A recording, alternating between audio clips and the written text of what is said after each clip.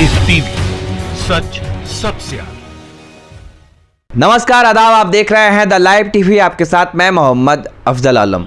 कहते हैं किसी का मजाक उड़ाने से पहले इतना ज़रूर ख्याल रखना चाहिए कि कहीं किसी दिन आप भी किसी के मजाक के पात्रा ना बन जाए। दरअसल भारतीय जनता पार्टी के राष्ट्रीय प्रवक्ता संबित पात्रा के बारे में ये खबर आई है कि संबित पात्रा कोरोना की चपेट में आ गए हैं और कोरोना के जो लक्षण है उससे संक्रमित हो गए, जैसे सर्दी, खांसी, बुखार, और उन्हें गुरुग्राम के मेदांता अस्पताल में भर्ती कराया गया। इसके बाद से सोशल मीडिया पर संबित पात्रा ट्रेंड करने लगे और संबित पात्रा की बातों को कुछ लोग याद दिलाने लगे कि जो उन्होंने तबलीगी जमात के बारे में कहा था, बेशर्म, बदतमीज और बेहुदा, ये इन ऐसे शब्दों का इस्तेमाल किया था। और साथ में संबित पात्रा ने कितना वायरस, जो जहरीला नफरती वायरस है, वो फैलाया है। अब उस सारी बातें लोग उनको याद दिला रहे हैं। कुछ बातें जो मैं आपको सबसे पहले ट्विटर पे जो ट्रेंड कर रहा है वो आपको दिखाता हूं और वो पढ़कर सुनाता हूं कि क्या।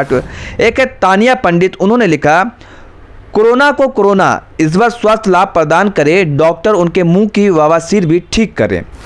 वहीं फैजान खान लिखते हैं, कोरोना संबित पात्रा की चपेट में, कोरोना को आनन फानन में भर्ती कराया गया। तो वहीं एक लोकेश राहुल है जिन्होंने एक फोटो शेयर किया है जिसमें प्रधानमंत्री नरेंद्र मोदी और अमित शाह नजर आ रहे हैं और दोनों डिस्कस करते हुए। तो लिखते हैं वो, पहले जी न्यूज, फिर संबित पात्रा और अगला कौन होगा, इसके बारे में चर्चा चल रहा है अमित शाह और नरेंद्र मोदी के बीच। तो वहीं बलराम मौर्य लिखते हैं, सुना है कोरोना को संबित पात्रा हो गया है। एक है पंकज, उन्होंने लिखा, ये संबित पात्रा कौन सी जमात में गया था। तो वहीं जन अधिकार पार्टी के राष्ट्रीय अध्यक्ष पप्पू यादव ने लिखा, संबित पात्रा जी में कोरोना के लक्षण का संदेह, वायरस का लक्षण तो 2014 से ही दिख रहा था। वह शीघ्र मानसिक और शारीरिक रूप से स्वस्थ हो जाए, कोई पता करे कि वह किस मरकज में गए थे, प्लीज उनका कोई मजाक ना बनाए। तो अब इस तरह की जो ट्विटर पे जो खबरें चल रही हैं, ट्विटर पे उनका मजाक बनाया जा रहा है, जो मजाक के पात्रा बनकर रह गए हैं, कि जो कहते हैं कि जो इंसान जैसा करता है उसे दुनिया में ही दिख जाता है। और कितना दिन पहले, 1 महीने पहले ही उन्होंने किस तरह के आरोप और किस तरह की बातें, कैसे शब्दों का इस्तेमाल तबलीगी जमात को लेकर कहा और एक कम्युनिटी के बारे में कहा, और जो लोग सब्जी ठेले पर और जो सब्जी बेच रहे थे उनके बारे में भी उन्होंने फर्जी खबरें फैलाई और नफरत फैला रहे थे। आज ये आलम है कि वो खुद अस्पताल में भर्ती हो गए हैं क्योंकि उनके बारे में ये बताया कि वो कोरोना से खुद ग्रसित हो गए हैं। हम और हमारी पूरी द लाइव टीवी भी उनके स्वस्थ होने की कामना करते हैं। तो और आप जो इसके दूसरा नज़रिया है, ये बताया जा रहा है कि ये षड्यंत्र है। दरअसल संबित पात्रा जो है कोरोना वायरस से के चपेट में नहीं आए हैं, बल्कि उन्होंने ऐसा एक षड्यंत्र रचा है। आखिर क्यों? आप इस ऑडियो को सुनिए। एक ऑडियो खूब वायरल हो रहा है सोशल मीडिया पे, जिसको ट्वीट किया है रिया डिसूजा ने, और ये आवाज़ आपको दिखेगा। आपको जैसा पता है कि संबित पात्रा के ऊपर 2 FIR हो चुके हैं, एक दिल्ली में और दूसरा छत्तीसगढ़ में। अब 20 मई के दिन छत्तीसगढ़ की पुलिस के सामने हाजिर होना था, लेकिन संबित पात्रा हाजिर नहीं हुए। तो दूसरा डेट 2 जून का दिया गया है। निशांत वर्मा जो कि राजनीतिक विश्लेषक है, आपने कई टीवी चैनल्स में देखा होगा उन्हें, और वो छत्तीसगढ़ की पुलिस से बात करते हैं और क्या कहते हैं वो आप ऑडियो में सुनिए। सर नमस्कार, आप थाना प्रभारी सिविल लाइंस रायपुर छत्तीसगढ़ बोल रहे हैं सर?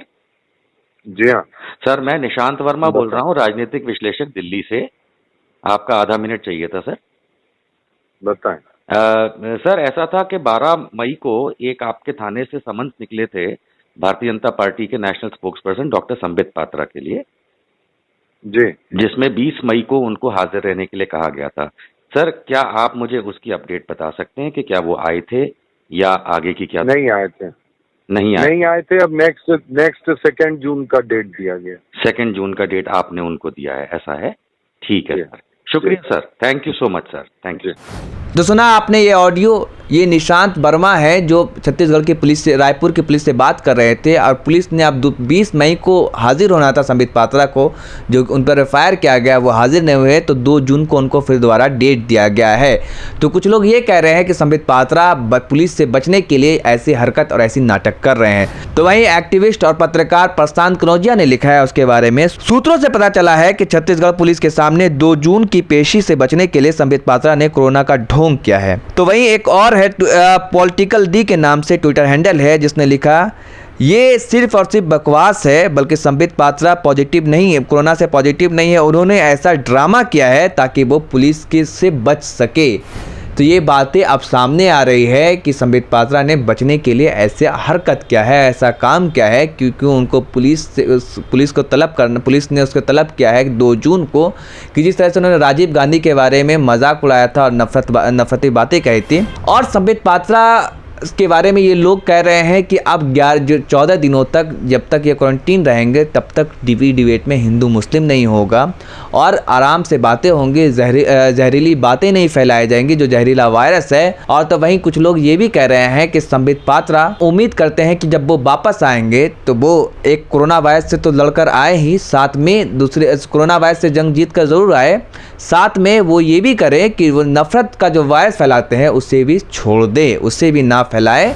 राजनीति अपनी जगह पर है, लेकिन धर्म के नाम पर राजनीति करना ये सरासर गलत है। तो भाई संबित पात्रा को उनके किए की बातें याद दिला रहे हैं कि जो उन्होंने किया है। आज वो देखिए, पहले जी न्यूज, फिर संबित पात्रा, तो एक के बाद एक ये लोग भी संक्रमित हो रहे हैं। आखिर क्या वजह है संबित पात्रा? एक और ट्वीट मैं दिखाता हूं, जब संबित पात्रा ने 24 मार्च को ट्वीट किया था, उस ट्वीट को आप गौर से देखिए। उसमें ये कहा था संबित पात्रा ने कि चाहे कुछ भी हो जाए हम तो घर से बाहर नहीं निकलेंगे, जिसके बाद संबित पात्रा काफ़ी ट्रोल हुए थे कि आप डॉक्टर हैं, आप बाहर निकलिए।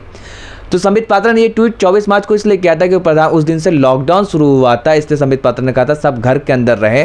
तो लोगों ने उनका मजाक भी उड़ाया था कि आप डॉक्टर हैं, आप कोरोना वॉरियर हैं, आप जाकर लड़ाई लड़े, यहाँ पे टीवी डिबेट्स में आकर नफरत ना फैलाए। और ये भी कहा जा रहा है कि जब संबित पात्रा घर के अंदर थे तो आखिर उनको किसने फैला दिया, कैसे कोरोना वायरस फैला दिया, किसने कोरोना वायरस फैला दिया और वो कैसे संक्रमित हो गए। कल तक तो ये इल्ज़ाम जमातियों पर लगा रहे थे कि कोरोना वायरस फैला रहे हैं। अब ये एहसास होगा उनको, कुछ लोग ये भी कह रहे हैं कि अब उन्हें ये एहसास होगा कि कोरोना एक बीमारी है, एक वायरस है, ऐसे कोई जानबूझकर नहीं फैला रहा है। और हम भी यही कामना और उम्मीद करते हैं कि उन्हें ये एहसास हो और वो स्वस्थ होकर वापस लौटे। धन्यवाद। लाइव टीवी, सच सबसे आगे।